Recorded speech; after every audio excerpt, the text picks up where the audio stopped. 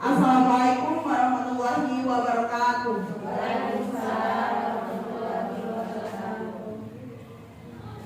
Selamat siang Bapak Ibu semua. Alhamdulillah pada kesempatan siang hari ini kita dapat berkumpul di ruangan ini dalam keadaan sehat walafiat. Saya mengucapkan banyak terima kasih kepada Bapak Ibu guru yang sudah membantu saya menyelesaikan aksi nyata saya dalam modul 1.4 dalam materi budaya positif. Saya mulai saja ya Bapak Ibu dari materi saya. Pada kesempatan kali ini saya akan mempresentasikan atau berbagi praktik baik materi atau pelajaran yang saya dapatkan dari modul 1.4, yaitu tentang aksi nyata modul 1.4 budaya positif yang saya susun saya sendiri di Tauran Ikhtias EGP Angkatan 10 Kabupaten Jayapura dari SD YPKP 1 Sentani dengan Bapak fasilitator saya Bapak Bernardus Mani dan pengajar praktik Ibu Tipuk Widya Stuti.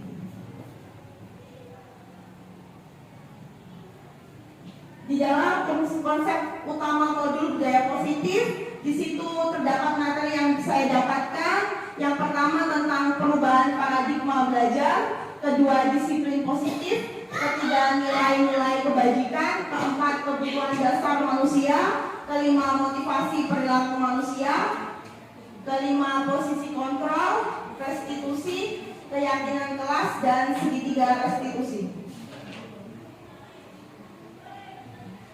Yang pertama mengenai perubahan paradigma belajar. Menurut Ki Hajar Dewantara, pembelajaran dengan paradigma baru dirancang berdasarkan prinsip pembelajaran yang terdiferensiasi, sehingga setiap siswa belajar sesuai dengan kebutuhannya dari tahap perkembangan untuk mewujudkan profil pelajar Pancasila. Nah, pada kurikulum Merdeka tentu kita semua sudah dikenalkan dengan pembelajaran berdiferensiasi atau pembelajaran yang sesuai dengan kebutuhan murid, memfasilitasi murid sesuai minatnya dan profil dari murid seperti apa. Lalu tentunya dalam pembelajaran ini kali ini dalam kurikulum Merdeka kita juga harus mewujudkan profil pelajar Pancasila yang di dalamnya ada beriman dan bertakwa kepada Tuhan Yang Maha Esa, berkebinekaan global, gotong royong, kreatif, mandiri, dan bernalar kritis. Berikutnya tentang disiplin positif. Bapak Ibu tentunya pernah mendengar kata disiplin positif. Kira-kira disiplin itu apa? Berkaitan dengan apa? Dengan tingkah laku, boleh? Sikap, ya betul sekali. Nah, disiplin positif di sini artinya dalam budaya kita makna disiplin itu di mana menjadi sesuatu yang dilakukan seorang pada orang lain untuk mendapatkan kepatuhan kita dan cenderung menghubungkan kata disiplin dengan ketidaknyamanan. Nah, kadang disiplin itu seseorang melakukannya karena terpaksa, karena ada tuntutan yang harus dijalankan. Berikutnya, disiplin itu mengacu pada disiplin diri yang memiliki tanggung jawab terhadap apa yang dilakukannya berdasarkan nilai-nilai yang diyakini. Untuk menciptakan murid yang merdeka, syarat utamanya harus ada disiplin diri yang berasal dari motivasi intrinsik murid itu sendiri. Nah, disiplin positif itu yang baik Bapak Ibu berasal dari motivasi intrinsik atau dorongan dari diri sendiri, bukan dari motivasi ekstrinsik. Dia melakukan disiplin karena nanti takut Bapak Ibu memberikan nilai jelek misalnya, atau nanti Bapak Ibu guru menghukum. Nah, itu namanya motivasi ekstrinsik yang tidak muncul dari dalam diri siswa. Lalu disiplin positif itu merupakan salah satu cara penerapan disiplin yang bertujuan untuk menumbuhkan kesadaran serta memberdayakan murid tanpa adanya imbalan, penghargaan, ancaman, atau hukuman. Nah, dalam mendisiplinkan positif ini diharapkan kita itu tidak memberdayakan murid tanpa maksudnya bertujuan untuk menumbuhkan kesadaran serta memberdayakan murid itu tanpa ada imbalan, penghargaan, ancaman atau hukuman. Nah, dengan adanya misalnya dengan penghargaan, kadang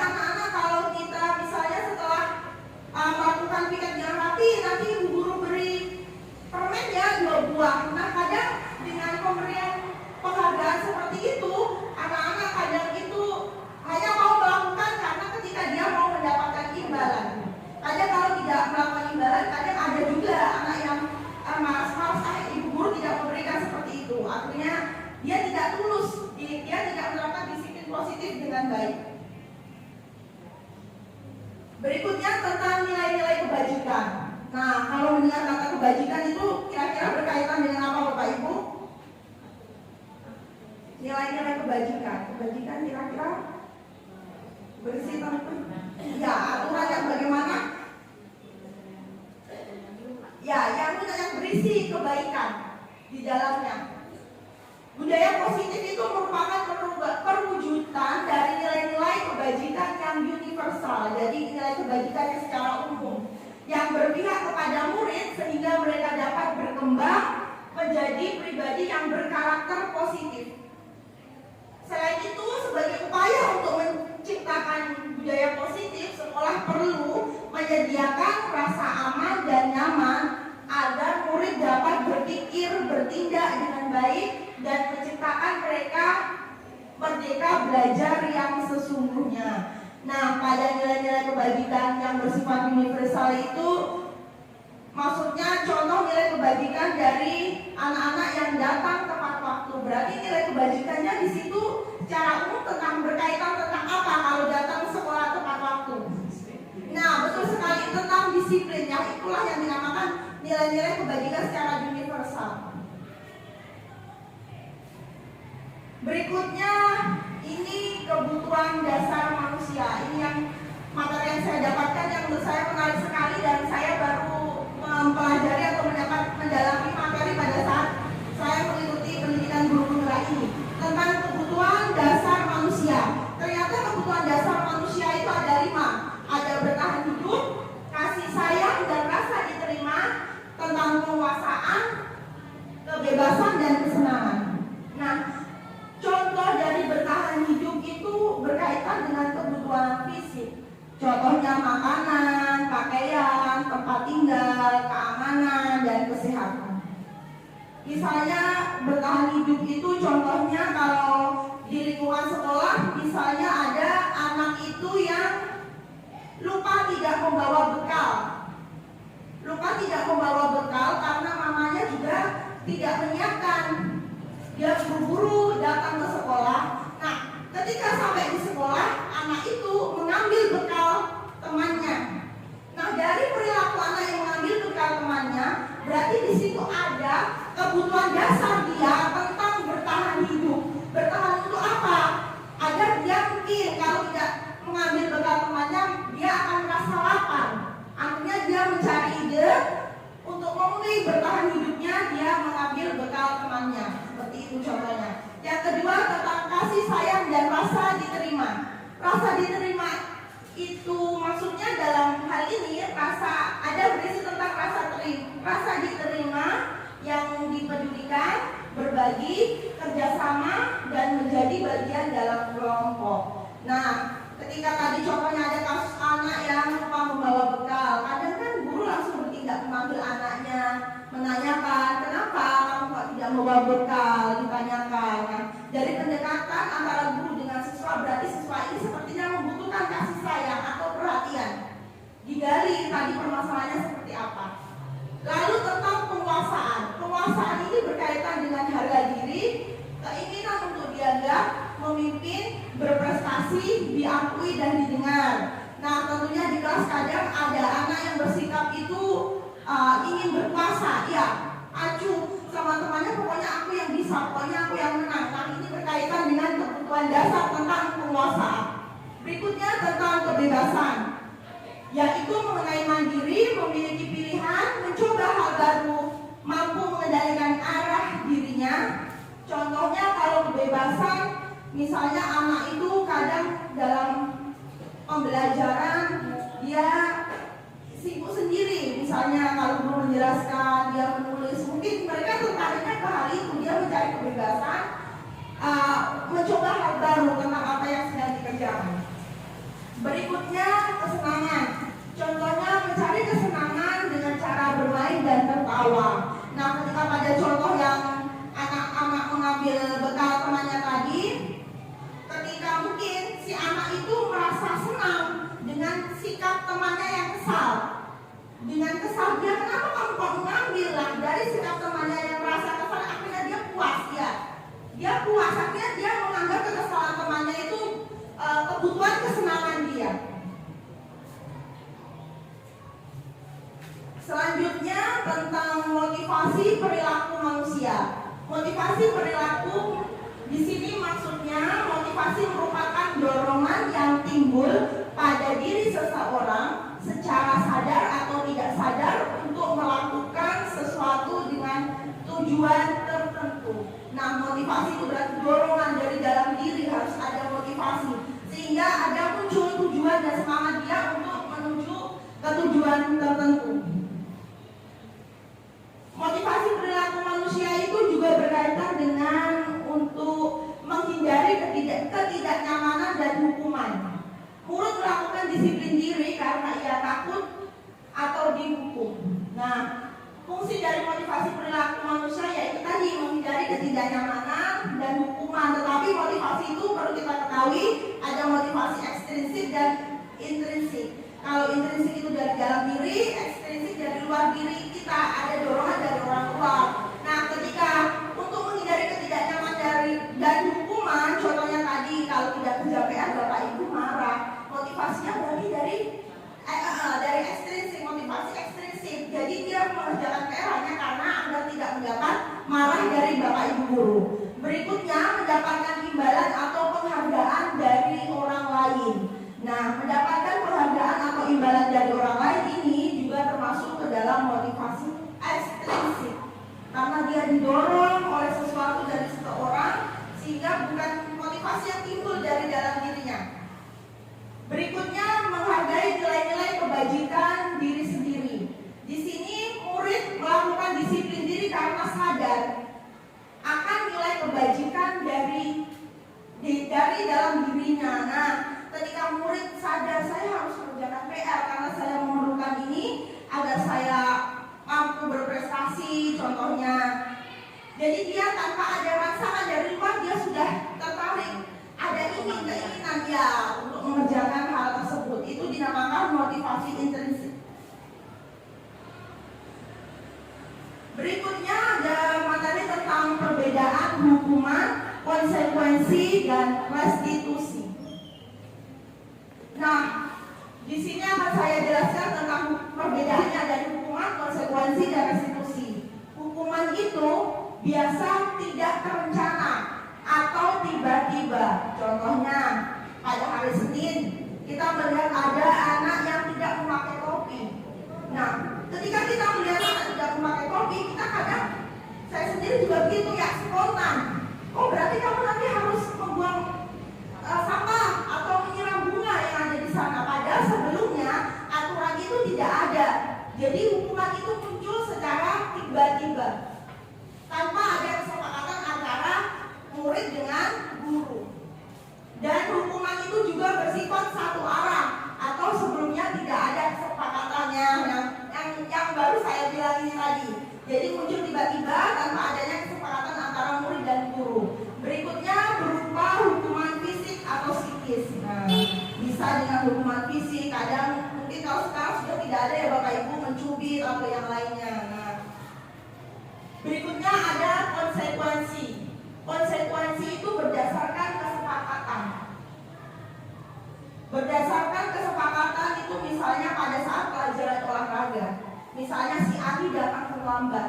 Padahal kesepakatannya sebelum kita olahraga pertama kita harus briefing, kita harus stretching dulu atau yang lain. Ketika dia terlambat, apa kira-kira yang akan dilakukan Ani ini? Kalau sudah tahu konsekuensinya yang harus dilakukan, dia juga akan mengikuti permulaan sebelum olahraga. Contohnya melakukan pemanasan, otomatis dia akan melakukan, sudah tahu konsekuensi karena dia terlambat, dia mengikutinya. Dan konsekuensi itu kadang membuat murid tidak nyaman. Kayak seperti terpaksa, kok saya sudah terlambat masih seperti ini. Berikutnya sikap guru selalu memonitor murid. Nah, kita tentunya pada konsekuensi ini kita juga pasti memantau murid. Oh, dia belum mengerjakan PR misalnya, belum melaksanakan tiket. Jadi kita juga harus memantau murid. Berikutnya ada restitusi. Nah, restitusi ini juga yang saya baru dapatkan setelah saya mempelajari modul ini tentang restitusi.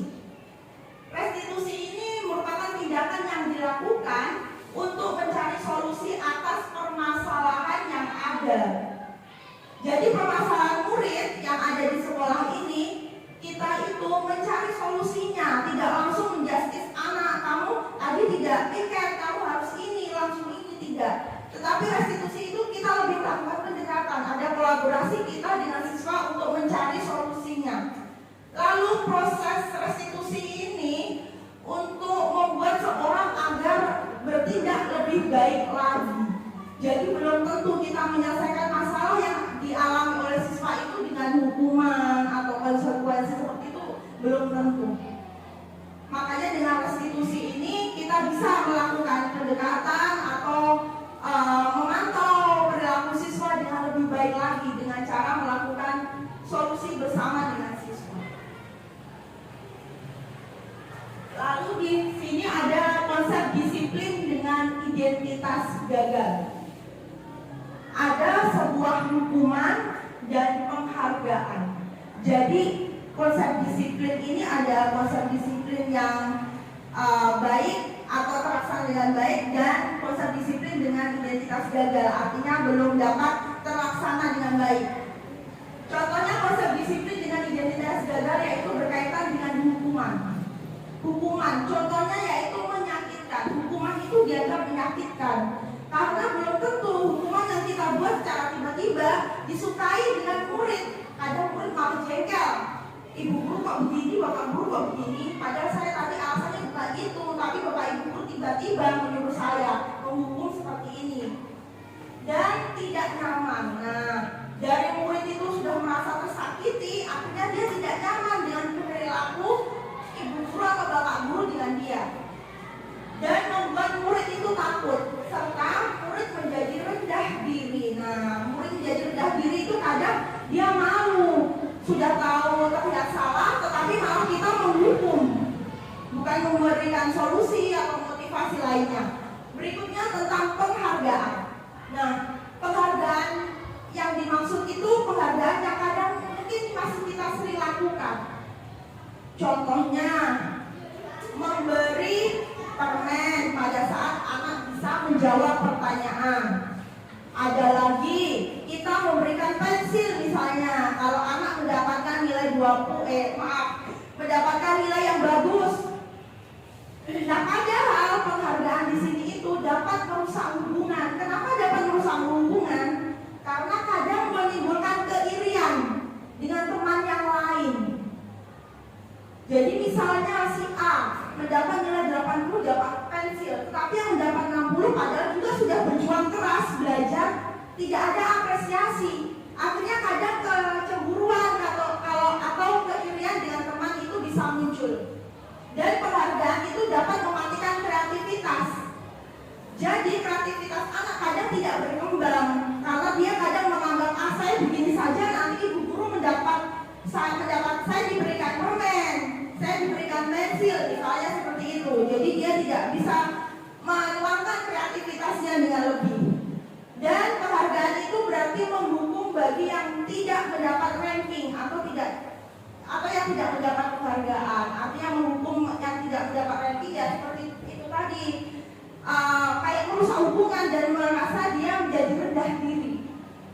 Dan penghargaan dari yang sudah saya jelaskan dari merusak hubungan sampai menghukum bagi yang tidak mendapat ranking, ternyata itu juga penghargaan itu juga tidak efektif apabila kita lakukan.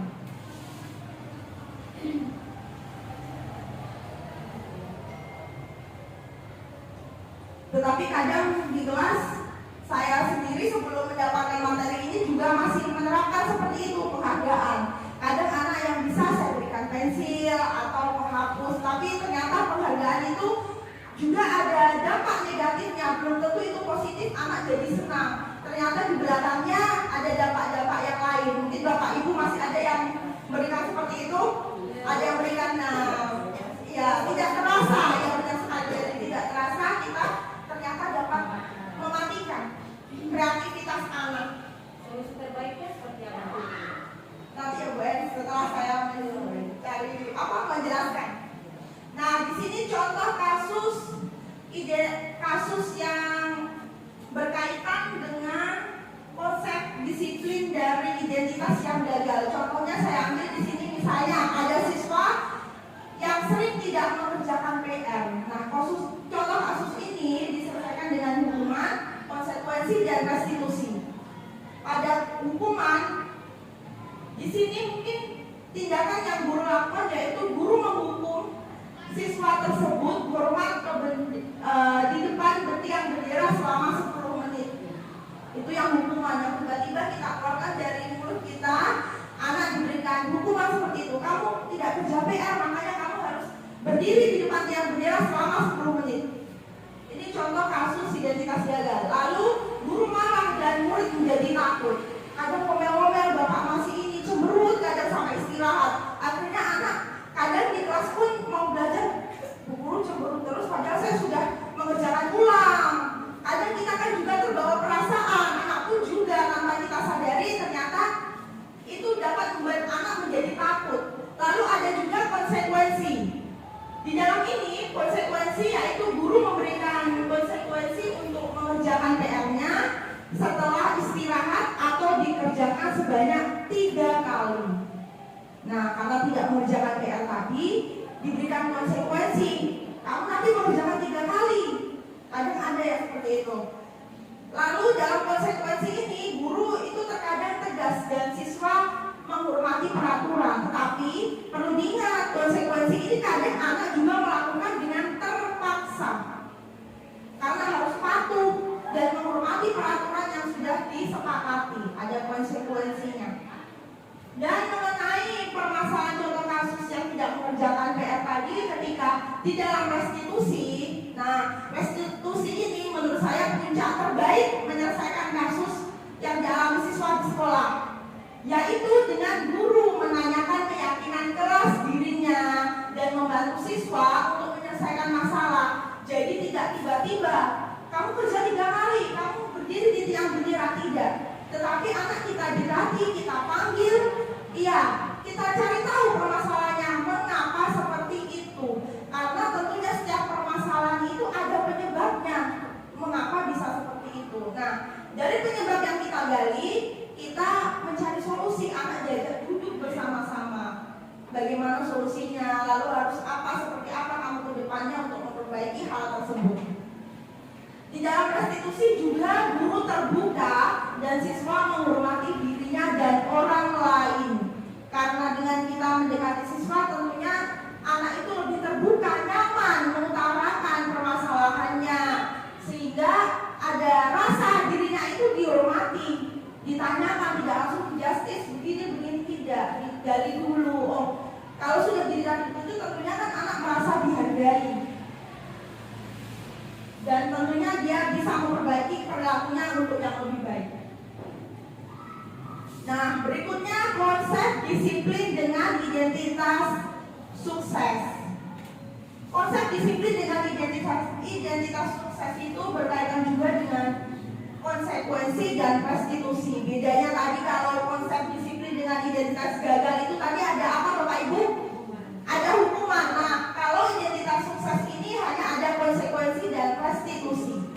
Konsekuensi itu merupakan penguatan jangka pendek. Jadi penguatan jangka pendek itu maksudnya belum tentu besok anak itu bisa tertib seperti itu lagi ya. Sudah melakukan lagi yang lebih baik dari kesalahannya yang tidak mengerjakan PR. Lalu konsekuensi itu perlu monitoring berkelanjutan. Jadi guru harus memantau, melihat anak ini tadi begitu lagi apa tidak ya. Jadi kita harus tetap memantaunya. Lalu di dalam konsekuensi juga ada stimulus respon murid. Ketika murid diberikan stimulus, kalau kamu tidak kerja PR, nanti kamu mengerjakan sebanyak 3 kali. Kita berikan stimulus begitu, akhirnya anak merespon. Bagaimana agar kita tidak disuruh mengerjakan 3 kali, akhirnya murid mengerjakan. Ada stimulus dan responnya di situ. Dan konsekuensi itu menghormati peraturan. Nah, peraturan itu memang harus kita hormati, kita jalankan agar kita tidak memperoleh konsekuensi.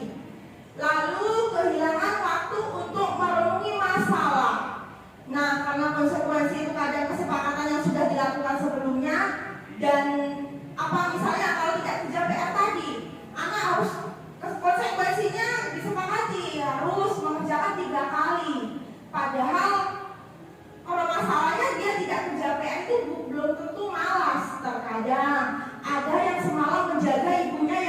sakit atau mengunjungi nenek yang sakit, itu tidak digali dulu kalau secara konsekuensi dari dalam diri anak.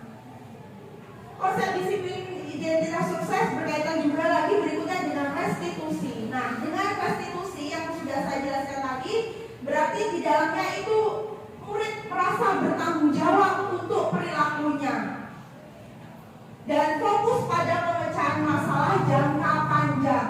Ketika anak tadi tidak kerja PR, ditanya, digali, akhirnya anak itu ada rasa tanggung jawab untuk memperbaiki dalam dirinya. Dan fokus permasalahannya, kalau kita sudah melakukan pendekatan itu, nanti itu akan berlaku jangka panjang. Sepertinya anak juga tidak akan mengulangi kesalahan yang sama. Dan bisa murid itu menghormati dirinya dan orang lain. Dan restitusi itu juga berkaitan dengan teori kontrol atau dirinya memegang kontrol. Nah, setelah kita melakukan penyelesaian masalah yang dialami anak dengan restitusi ini, tentunya anak mempunyai teori kontrol. Oh iya, saya tidak boleh sampai lupa kerja PR karena saya harus mendapatkan nilai baik. Jadi dari dalam dirinya ada teori kontrolnya. Dan yang terakhir, murid menjadi bersemangat memperbaiki kesalahan. Dari permasalahan tadi, ketika kita mendekati siswa menggali permasalahannya, maka kalau kita tidak langsung menghukum siswa atau memberikan konsekuensinya, tentunya ada solusi lain selain itu, sehingga siswa dapat bersemangat untuk memperbaiki kesalahan yang dilakukan. Lalu konsep disiplin pendekatan restitusi. Pendekatan restitusi itu, ini penjelasan yang lebih mendalam lagi ya Bapak Ibu tentang restitusi, karena restitusi ini yang seperti yang saya katakan tadi, ini merupakan puncak terbaiknya kita dalam menghadapi masalah yang dilakukan oleh siswa yang sering kita temui di sekolah. Nah, pendekatan restitusi itu merupakan sebuah cara untuk menanamkan disiplin positif pada murid. Ada pengertian restitusi. Restitusi adalah proses menciptakan kondisi peserta didik untuk memperbaiki kesalahannya mereka sehingga mereka terkontrol dan dan dapat kembali kepada kelompoknya atau kembali kepada teman mereka dengan karakter yang lebih kuat. Ini menurut dosen tahun 2004. Lalu ciri-ciri restitusi itu bukan menebus kesalahan, namun belajar dari kesalahan. Ketika anak tidak mengerjakan PR tadi, Bapak Ibu, berarti anak itu kita gali kesalahannya. Akhirnya anak itu tidak merasa menebus kesalahannya, tetapi mereka belajar kesalahannya. Setelah saya melakukan kesalahan seperti itu, apa perbaikan diri yang harus saya lakukan? Berikutnya, ciri-ciri restitusi yaitu memperbaiki hubungan. Nah, dengan melakukan pendekatan dengan siswa, tentunya hubungan dengan ibu guru, dengan siswa, atau dengan bapak ibu guru menjadi lebih baik lagi. Dan ciri berikutnya mencari kebutuhan dasar yang mendasari tindakan. Dan fokus pada pembentukan karakter. Nah, dari setelah melakukan berbagai macam pendekatan untuk mengatasi masalah tadi, tentunya fokus pada karakter. Jadi kita tidak merusak karakter anak, tiba-tiba kita hukum, tapi kita dekati, akhirnya karakter contohnya disiplin akan muncul dari dalam dirinya dengan perbaikan restitusi yang kita lakukan. Dan ciri-ciri restitusi berikutnya itu menguatkan dan fokus pada solusi. Jadi dari kesalahan itu kita bersama-sama untuk mencari solusi terbaik. Nah, ini juga materi yang menurut saya menarik sekali tentang 5 posisi kontrol. 5 posisi kontrol kita sebagai guru. Ada yang bertindak sebagai penghukum, pembuat rasa bersalah, posisi kontrol sebagai teman, pemantau, dan manajer. Kita akan bahas satu persatu. 5 posisi kontrol. Tadi ada penghukum. Ketika kita mendengar kata menghukum, seperti yang saya bilang tadi, menghukum itu berarti itu tiba-tiba. kita lakukan dan membuat anak tidak nyaman. Contohnya di sini ada kasus penerapan posisi kontrol, siswa tidak melaksanakan piket. Ketika kita bertindak posisi kontrol sebagai penghukum ketika menemui permasalahan seperti ini, maka mungkin kita akan mengeluarkan perkataan seperti ini. Karena kamu tidak piket, sekarang silahkan berdiri di bawah tiang bendera sampai istirahat. Itu kita bertindak sebagai penghukum tiba-tiba. Lalu ada posisi kontrol membuat rasa bersalah. Jadi membuat siswa itu merasa melas kayak begitu, tersentuh hatinya. Mungkin kata-kata yang keluar dari ibu guru atau kita sebagai guru, kadang bu guru kecewa loh sama kamu. Kamu sudah berkali-kali melakukan hal ini. Apa kamu tidak kasihan dengan orang tua kamu? Jadi membuat rasa itu anak itu merasa bersalah, tersentuh hatinya. Dan posisi kontrol sebagai teman. Posisi kontrol kita sebagai guru di dalam posisi teman ini lebih mendekati ke dalam kalimat persuasif. Jadi kita lebih mendekati anak dengan ajakan, ya, dengan ajakan. Ayolah berlatih untuk tanggung jawab. Kamu sudah berapa kali tidak piket? Untuk kali ini ya sudah tidak apa-apa. Lain kali jangan diulangi. Jadi dari kalimat ayolah itu ada kalimat ajakan atau persuasif. Berikutnya posisi kontrol sebagai pemantau. Nah, sebagai pemantau ini kita berarti harus memonitor anak, melihat terus tindakan anak, perilaku anak. Dan kadang yang kita ucapkan dengan posisi pemantau ini, kamu sudah melanggar peraturan. Kamu sudah melanggar peraturan. Apa konsekuensi yang harus kamu dapatkan? Jadi anak dikembalikan lagi karena kamu tadi sudah tidak piket. Kita sebagai pemantau kita meyakinkan lagi, kamu loh sudah melanggar peraturan. Berarti apa yang harus kamu lakukan? Sudah tahu apa konsekuensi yang harus dia dapatkan. Dan yang terakhir posisi kontrol sebagai manajer. Nah, posisi kontrol sebagai manajer ini adalah posisi kontrol terbaik yang menurut saya harus kita lakukan sebagai guru. Karena sebagai posisi manajer ini kita tidak langsung menyalahkan siswa. Kita tidak langsung memberikan hukuman, memberikan konsekuensi. Seperti halnya dengan restitusi tadi, kita menggali. Kalau dengan manajer ini kita juga lebih mendekati kepada siswa, ada kolaborasi tentang contohnya ada pertanyaan, apa kamu tahu kesalahanmu yang sudah kamu lakukan? Apa yang kamu lakukan ini? Apa yang kamu lakukan untuk memperbaiki semua ini? Nah, ditanyakan kesalahanmu apa? Lalu cara memperbaikimu dari kesalahan ini apa? Nah, menurut Bapak Ibu dari kelima ini setuju apa tidak posisi yang terbaik sebagai guru ketika mendapati permasalahan sebagai posisi kontrol manajer? Iya, bisa ya. Karena posisi manajer kita tidak langsung menyalahkan siswa, kita harus mengembalikan mencari solusi. Berikutnya tentang keyakinan kelas.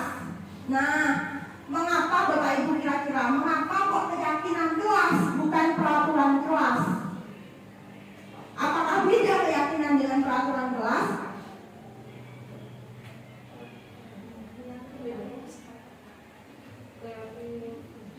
Bedanya seperti apa? Mengapa kok lebih dikenal dengan keyakinan kelas sekarang bukan peraturan kelas?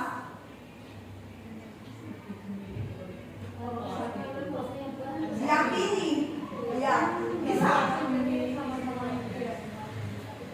merasa memiliki, jadi siswa bisa bertanggung jawab untuk melaksanakan. Kalau jadi, iya, terikat harusnya menakutkan, benar sekali. Jadi dibuat sendiri. Nah, keyakinan dibuat bersama, betul sekali. Keyakinan itu identik kita buat secara kesepakatan bersama dengan siswa.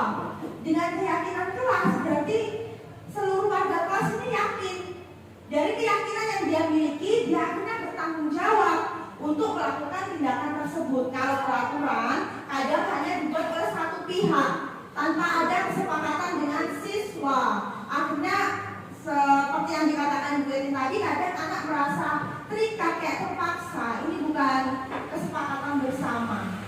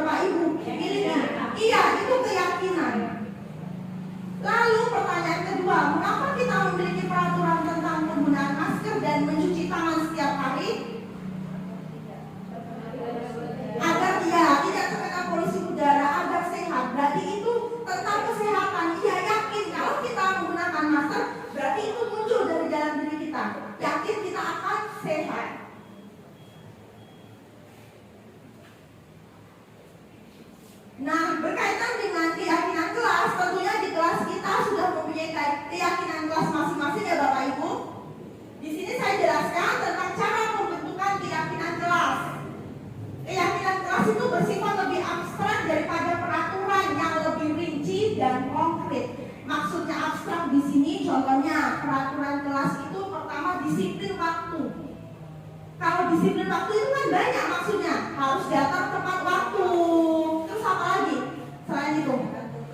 Iya, mengerjakan tugas lebih waktu, tepat waktu. Jadi datang tepat waktu, mengerjakan tugas tepat waktu itu masuk ke dalam disiplin waktu. Keyakinan kelas tentang disiplin waktu itu lebih abstrak, tidak perlu dirincikan. Kalau keyakinan kelas, jadi tidak perlu ditulis mengerjakan PR harus tepat waktu. Jadi kita pastikan saja disiplin waktu yang mencakup di situ banyak. Berikutnya dalam keyakinan kelas itu pernyataan keyakinan kelas senantiasa dibuat dalam bentuk positif. Nah, dalam bentuk positif ini perlu kita garis bawahi bahwa keyakinan kelas itu tidak boleh ada kalimat negatif. Contohnya, tidak boleh terlambat. Nah, dari kalimat itu yang merupakan kata negatifnya kata apa Bapak Ibu? Kata negatifnya tidak boleh. Nah, tidak boleh itu kata negatif. Nah, dari kalimat negatif tidak boleh datang terlambat, kita ganti menjadi kalimat yang lebih positif lagi. Iya betul. Datang tepat waktu. Lalu sebaiknya sesuatu yang dapat diterapkan sesuatu yang dapat diterapkan di lingkungan tersebut. Jadi ketika membuat keyakinan kelas, kita harus melihat kondisi kelas. Itu bisa dilaksanakan atau tidak sesuai kesepakatan bersama. Berikutnya keyakinan kelas berupa pernyataan-pernyataan universal. Jadi pernyataan-pernyataan secara umum. Contohnya tadi disiplin itu merupakan pernyataan secara umum yang di dalamnya mencakup banyak hal dan tidak terlalu banyak sehingga mudah diingat dan dipahami oleh semua warga kelas. Nah, karena tadi keyakinan kelas itu bersifat abstrak dan pernyataannya bersifat universal, jadi tentunya ketika membuat keyakinan kelas kita lebih singkat, tidak terlalu bertele-tele panjang sehingga anak sulit mengingat. Jadi kita buat sesimpel mungkin agar anak mudah ingat dan dapat melaksanakannya. Berikutnya, semua warga kelas hendaknya ikut berkontribusi dalam pembuatan keyakinan kelas. Nah, ini berkaitan dengan merdeka belajar. Kita memberikan kesempatan kepada anak. Jangan kita sebagai ibu guru yang tiba-tiba keyakinan kelas saya buat ini. Tidak sepengetahuan anak. Sebaiknya keyakinan kelas itu dibuat bersama-sama dengan ibu guru dan anak murid di dalam kelas. Setelah kita buat, kita yakini, kita laksanakan. Jadi harus ada kesepakatan bersama. Lalu meninjau kembali keyakinan kelas dari waktu ke waktu. Meninjau kembali keyakinan kelas dari waktu ke waktu.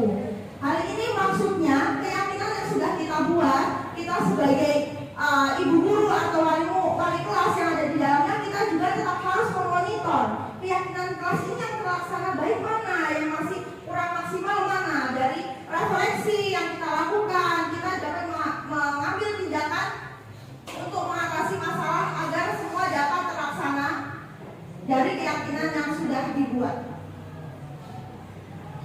Nah, di sini saya akan membagikan praktik baik saya, kegiatan membuat keyakinan dengan anak murid saya dengan kelas 4B.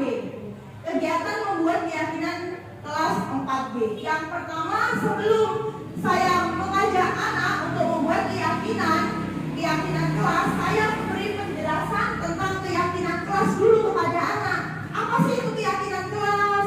Apa tujuannya? Apa manfaatnya dari keyakinan kelas? Jadi menggali pengetahuan siswa dulu, memberikan pemahaman, ilmu atau pengetahuan dulu tentang keyakinan kelas. Yang kedua, setelah saya menjelaskan tadi, siswa saya berikan catatan kecil atau sticky note itu untuk menulis keyakinan kelas. Mereka menuangkan idenya, masukannya ke dalam kertas tersebut. Berikutnya, anak menulis keyakinan kelas. Anak menuangkan keyakinan kelas yang ingin dibuat dalam kertas tersebut.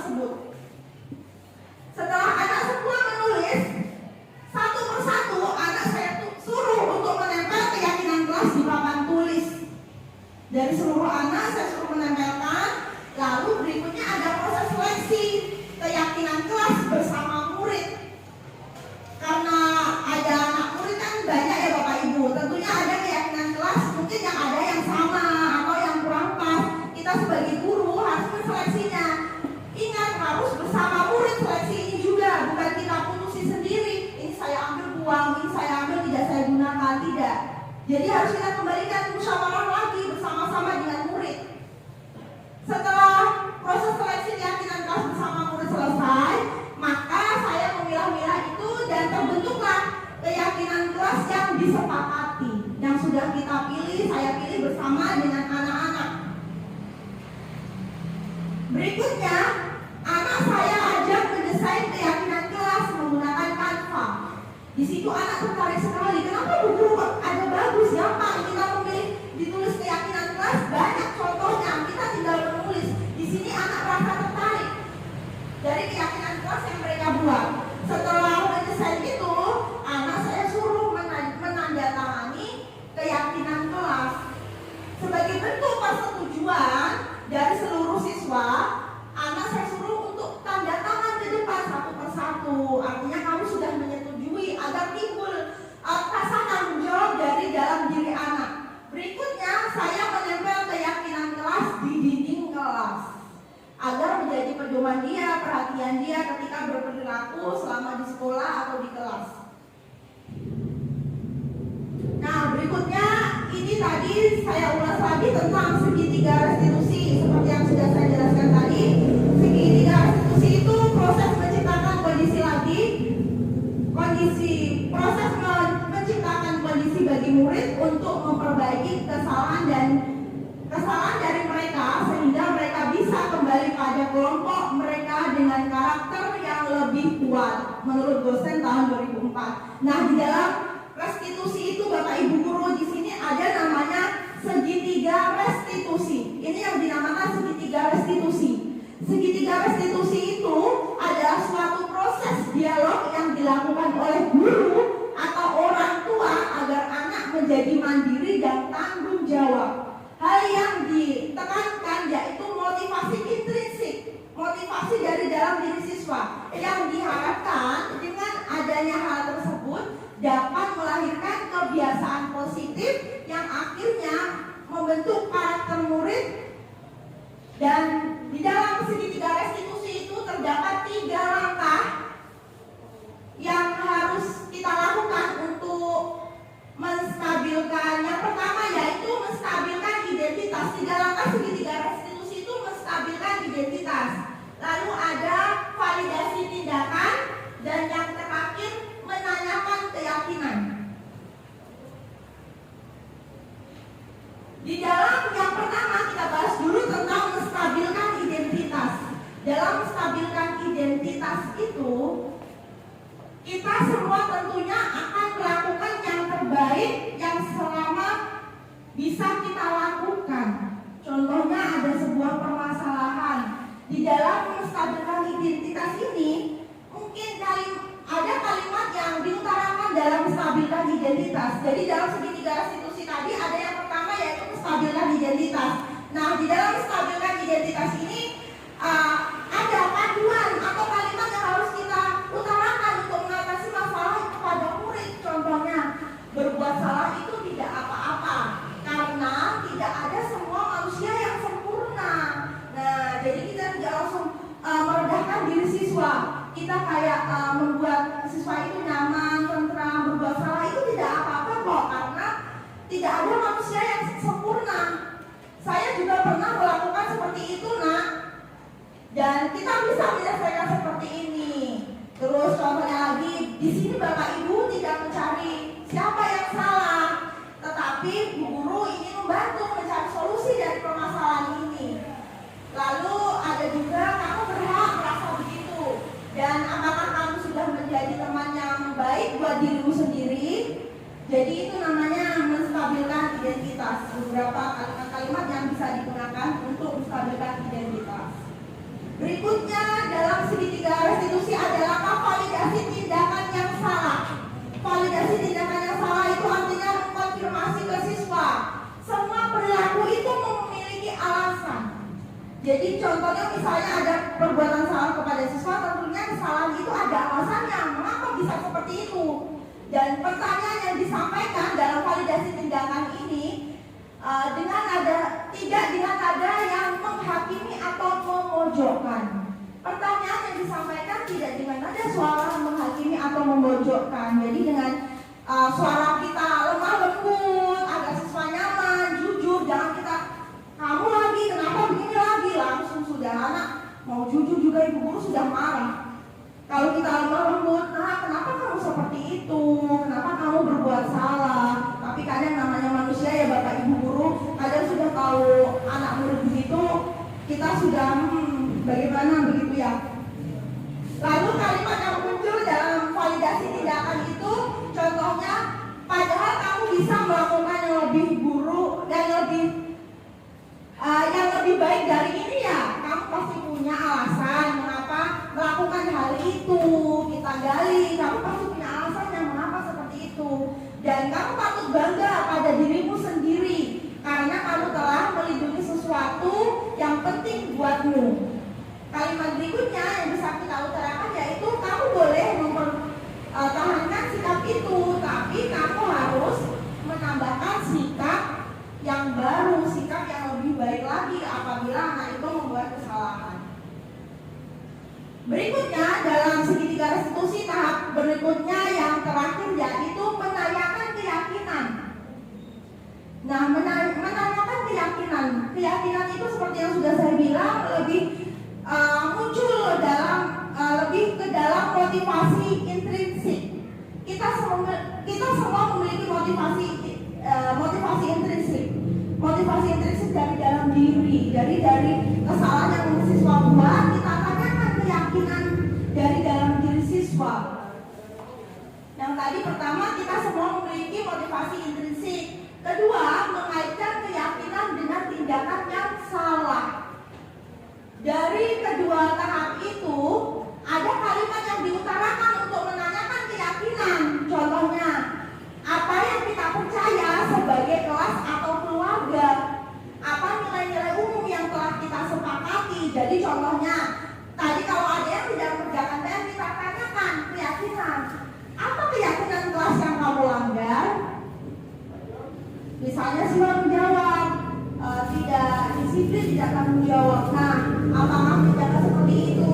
Bagus, itu namanya menanyakan keyakinan. Lalu ada juga apa bayangan kita tentang kelas yang ideal.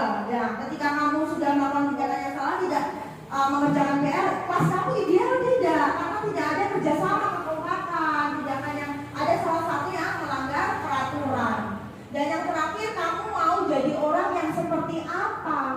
Itu juga masuk ke dalam menanyakan keyakinan.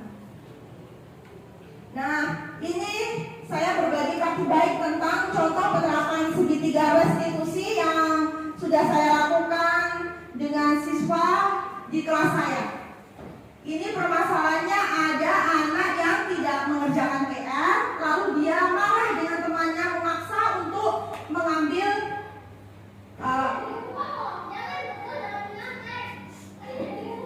nah ini.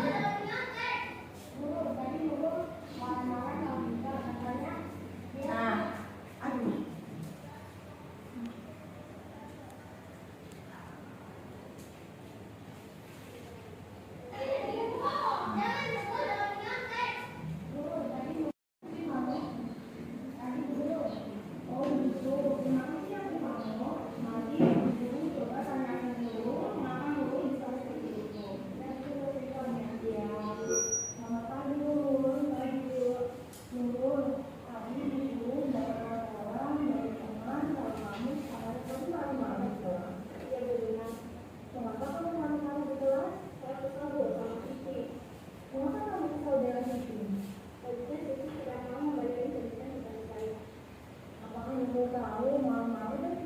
Nah, ini menstabilkan identitas.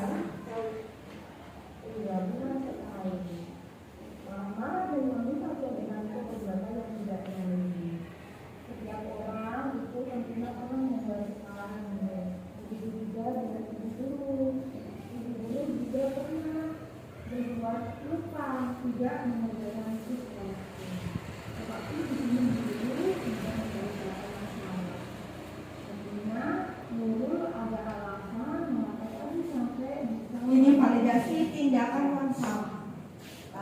ketiga. Iya, kamu juga begitu. Kalau itu ada lagi keinginan saya harus begitu.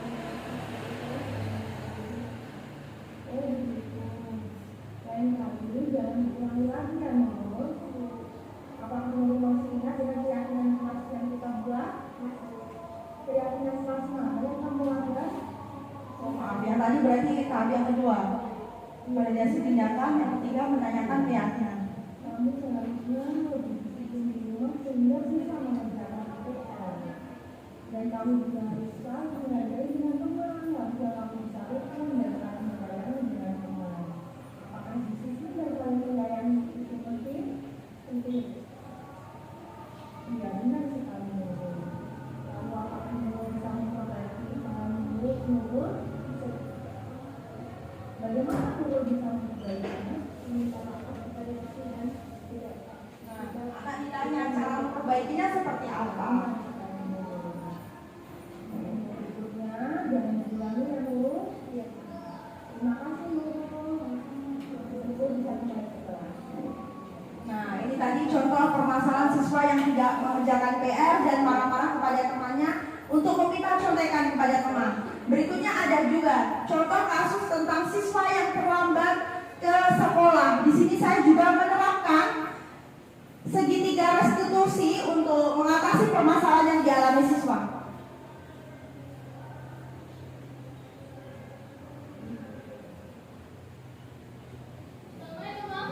Nah, ini anak terlambat.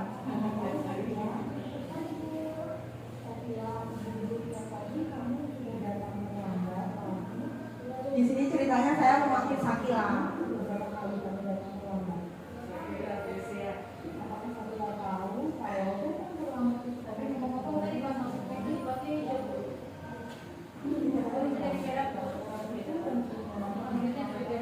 Kalau pertama menstabilkan identitas.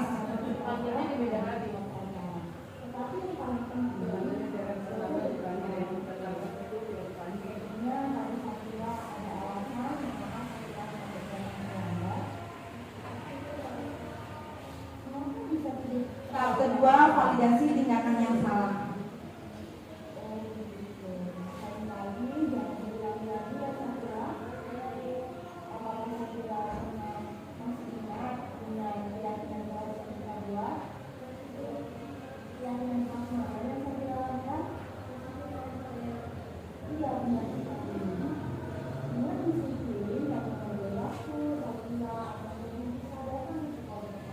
Ini menanyakan keyakinan kelas tahap ketiga. Menanyakan keyakinan kelas, ditanya keyakinan kelas mana yang kamu langgar?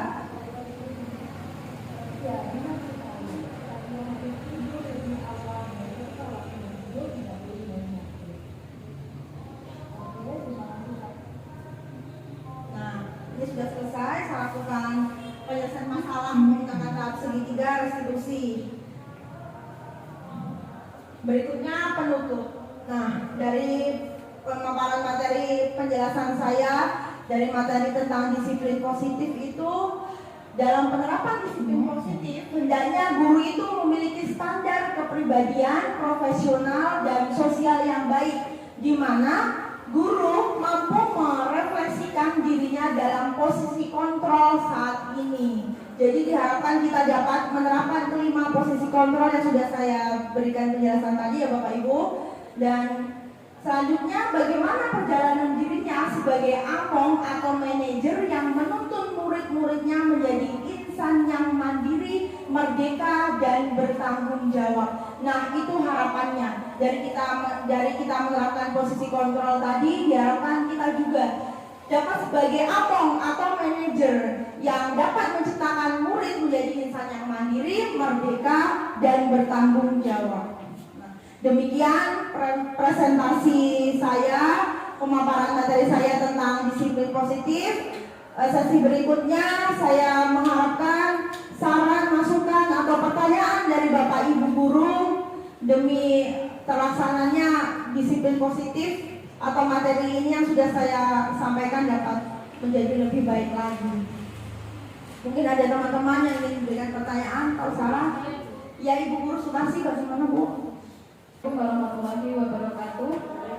Di sini saya akan menanggapi dan bertanya mengenai konsep disiplin dengan identitas gagal. Tadi ada dua ya Bu, yaitu mengenai hukuman dan penghargaan. Yang saya menginginkan tentang penghargaan, tadi dijelaskan bahwa Ibu menjelaskan bahwa penghargaan atau reward itu tidak boleh diberikan kepada anak. Kebetulan saya guru kelas 1, saya biasa melakukan hal tersebut kepada peserta didik saya mengenai pemberian reward, yaitu dengan memberi mungkin gula-gula ataupun pensil yang seperti dijelaskan tadi, bahwa itu kan tidak boleh dilakukan. Sementara saya sampai saat ini kadang masih melakukan hal tersebut. Karena apa? Untuk menyemangati anak-anak itu supaya lebih semangat lagi atau mengerjakan sesuatu yang diberikan oleh gurunya dengan lebih cepat diselesaikan. Yang saya akan tanyakan di sini, dengan cara apa jika hal-hal tersebut tidak boleh dilakukan, pemberian reward seperti pemberian gula-gula ataupun pensil ataupun dengan yang lainnya, apakah boleh dilakukan dengan cara pemberian reward dengan cara menggunakan jari kita, mungkin jempol atau mungkin tepuk tangan atau mungkin seperti apa? Ibu tolong dijelaskan. Terima kasih. Assalamualaikum warahmatullahi wabarakatuh.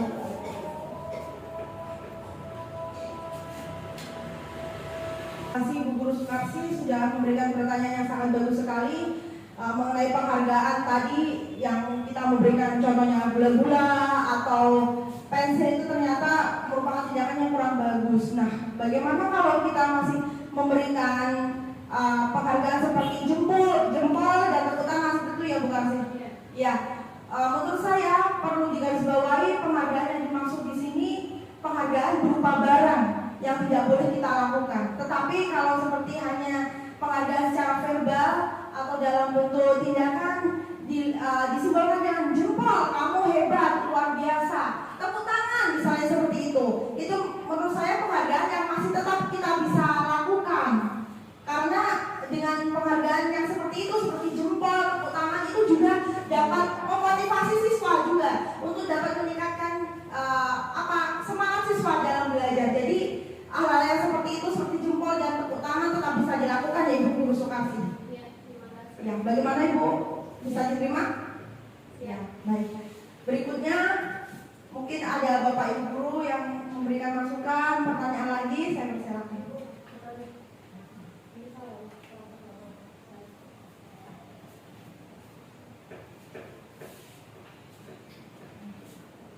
Menurut saya tentang segitiga restitusi Udit itu sangat bagus sekali. Kenapa? Karena dapat menyelesaikan masalah yang ada pada murid, kita dapat berkolaborasi dengan murid. Jadi kita tidak hanya langsung memberi hukuman atau langsung memberi konsekuensinya, tapi kita menggali lebih banyak lagi masalah siswa tersebut. Kenapa dia berbuat salah seperti itu. Jadi menurut saya segitiga restitusi itu sangat bagus ya. Semoga kita dapat menerapkanlah di sekolah ini segitiga restitusi. Itu saja, terima kasih. Terima kasih Bu Guru Irma atas masukannya. Diharapkan ya seperti apa yang dikatakan Bu Irma, semoga dapat melaksanakan tahapan segitiga restitusi di sekolah kita ini. Seperti itu. Berikutnya, apakah masih ada pertanyaan saran dari teman-teman? Sudah cukup? Nah, baik. Demikian pemaparan materi saya tentang materi disiplin positif. Semoga apa yang saya sampaikan dapat bermanfaat dan dapat kita laksanakan di sekolah kita. Harapannya agar sekolah kita juga lebih baik lagi dan meningkatkan mutu sekolah. Demikian presentasi saya kali ini tentang budaya positif. Saya mohon maaf apabila ada kesalahan dan saya juga mengucapkan terima kasih kepada Bapak Ibu Guru yang sudah membantu terlaksananya dalam pemaparan materi saya kali ini. Demikian saya akhiri. Billahi taufiq wal hidayah. Wassalamualaikum warahmatullahi wabarakatuh.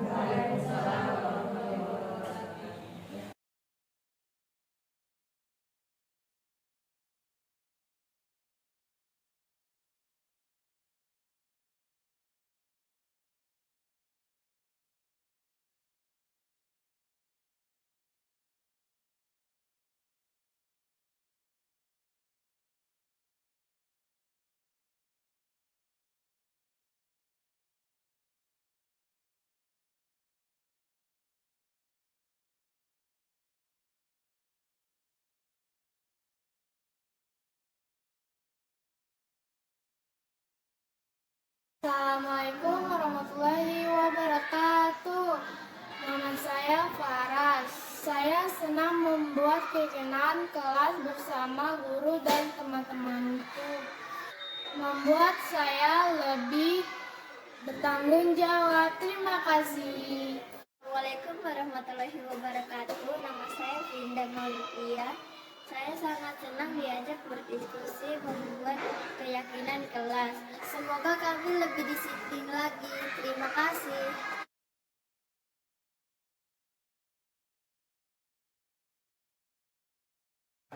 Assalamualaikum warahmatullahi wabarakatuh. Nama saya Sukarsi SPD. Saya sangat mengapresiasi tentang materi yang diberikan oleh Ibu Guru Dita tentang budaya positif. Mudah-mudahan materi yang diberikan oleh Ibu Guru Dita dapat bermanfaat dan dapat diterapkan di lingkungan sekolah kami. Terima kasih. Wassalamualaikum warahmatullahi wabarakatuh. Assalamualaikum warahmatullahi wabarakatuh. Saya Raslia Puspananda, guru SD PKP 1 Sentani. Terima kasih untuk Bu Dita karena telah menyampaikan materi mengenai disiplin positif. Semoga bisa bermanfaat dan bisa diterapkan di sekolah kami SD PKP 1 Sentani. Terima kasih.